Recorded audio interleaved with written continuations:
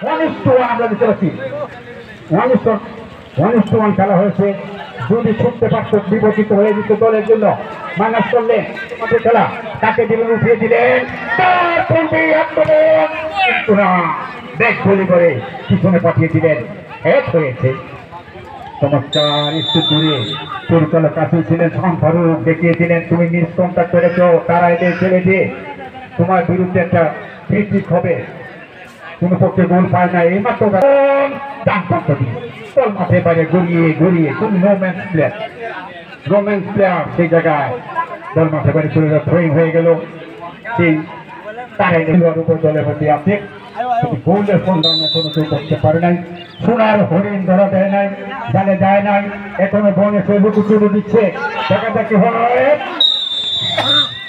পরিচালক মাটি কামিয়ে দিলেন রাইচুনকে, রাইচুন ধরলেন, মুসা তুমি দেখো, হ্যাঁ চমৎকার সব দিয়ে খেল, হ্যাঁ পিছনে ঘুরে এসেছে।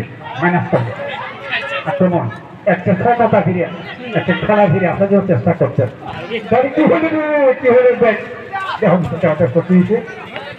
এই যে টাইগার তাকে বলা হয়, টাইগার করেছে আবার কোনা করতে কই যা, কেউ করতে পারে না, খেলার গতি করতে কই যা।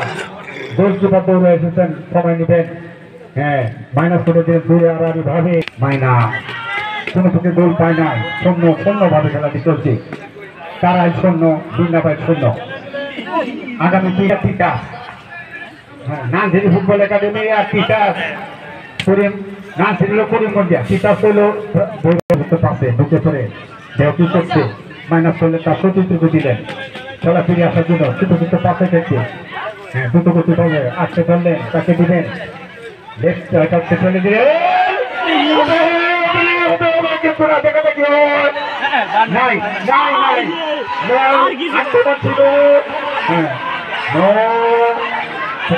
সিদ্ধান্তে চূড়ান্ত, কোনো কথা নাই, দৌড় মারছি, পরিচালনার সিদ্ধান্ত চূড়ান্ত, কোনো কথা চলবে না। এই ধরে খেলা ফিরে আসার চেষ্টা করছে, এখন কবে চেষ্টা করছে, কাটিয়ে দিলেন, আসতে পারলে না বল, ডান থেকে উঠে লম্বা সুখ হয়েছে। আবার ধরেছেন দুজন তিনজন খেলোয়াড় একসাথে, দেখা দেখি হয়, দুটো পরের জন্য চেষ্টা করতে, আপনার চেষ্টা কাটিয়ে নেওয়ার জন্য চলছে না বল মাঠের বাইরে।